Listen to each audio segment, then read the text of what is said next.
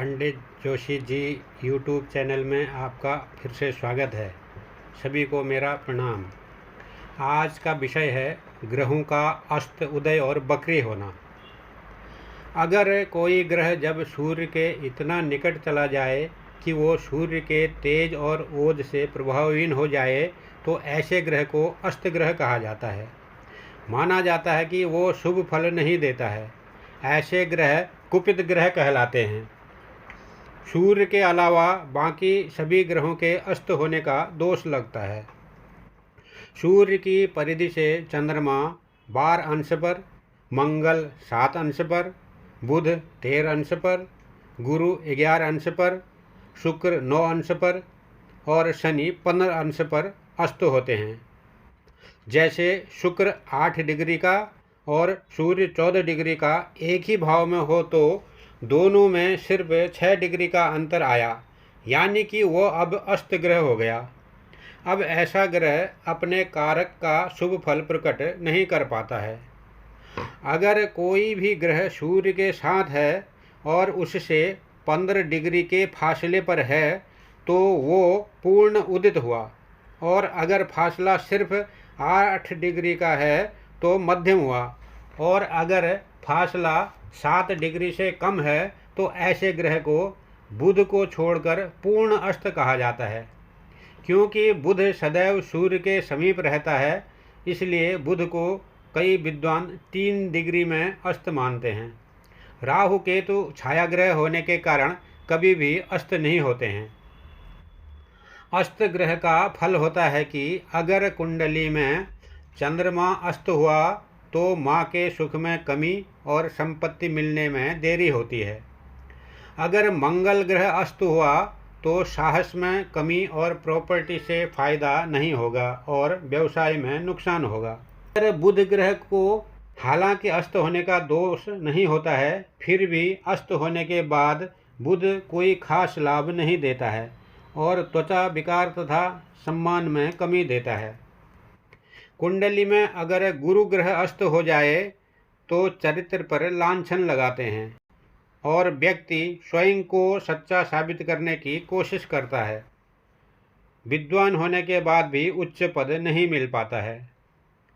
अगर कुंडली में शुक्र ग्रह अस्त हुआ तो काम पूरे होने में बाधा आती है, पारिवारिक सुख में कमी और यौन रोग होने की संभावना होती है। अगर किसी की कुंडली में शनि ग्रह अस्त हो तो सरकारी कार्यों में बाधाएं आती हैं। जितना पैसा आएगा उससे अधिक खर्च हो जाएगा। हमेशा सम्मान की कमी महसूस होगी। अस्त ग्रह शुभ फल भी देते हैं।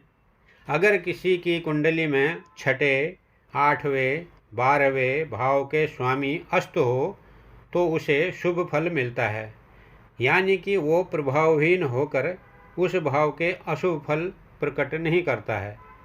जैसे अगर गुरु शुभ भाव का स्वामी हो और अस्त हो तो वह अपने कारक यानी कि पुत्र, धन, स्वर्ण प्राप्ति में समस्या देगा।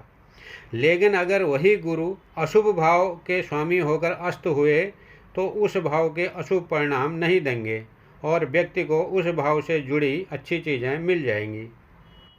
एक तरह से यह विपरीत राजयोग जैसा फल हो जाता है। ज्योतिष शास्त्र के अनुसार जब कोई ग्रह उल्टी चाल चलता है तो उसे वक्री कहा जाता है। ग्रहों की गति के आधार पर मुख्य रूप से 3 तरह की स्थितियां पाई जाती हैं: मार्गी, वक्री और अतिचारी। ग्रह जब सामान्य गति से भ्रमण करता है तो उसको मार्गी कहते हैं। जब तीव्र गति से चलता है तो उसको अतिचारी कहते हैं, और जब इसी तीव्रता में वह पीछे की ओर चलने लगता है तो उसको वक्री कहते हैं। वास्तव में ग्रह कभी पीछे या उल्टे नहीं चलते, बल्कि उनकी गति के कारण ऐसा केवल आभास होता है। इसी आभास को ग्रहों का वक्री होना कहते हैं। ज्योतिष शास्त्र के अनुसार ग्रहों के वक्री होने से उनके परिणाम बदल जाते हैं। ऐसा माना जाता है कि इससे उसके परिणाम उल्टे हो जाते हैं, जबकि ऐसा होने पर ग्रह एक साथ 2 भावों को प्रभावित करते हैं और उनकी दृष्टि काफ़ी सारे भावों पर पड़ने लगती है, इसलिए ग्रह बकरी होकर अत्यधिक शक्तिशाली हो जाते हैं। सूर्य और चंद्रमा कभी बकरी नहीं होते हैं, जबकि राहु और केतु सदैव बकरी रहते हैं। अलग अलग ग्रहों का बकरी होने का प्रभाव होता है, जैसे कि बकरी मंगल दुर्घटना की स्थिति बना देता है और यह अपराध की तरफ भी प्रेरित करता है। बकरी बुध धन से जुड़ी समस्याएं दे सकता है। यह वाणी, मन या शारीरिक समस्याओं का कारण भी बन सकता है। बकरी बृहस्पति महिलाओं के वैवाहिक जीवन को खराब कर सकता है। यह पेट की गंभीर समस्या भी दे सकता है।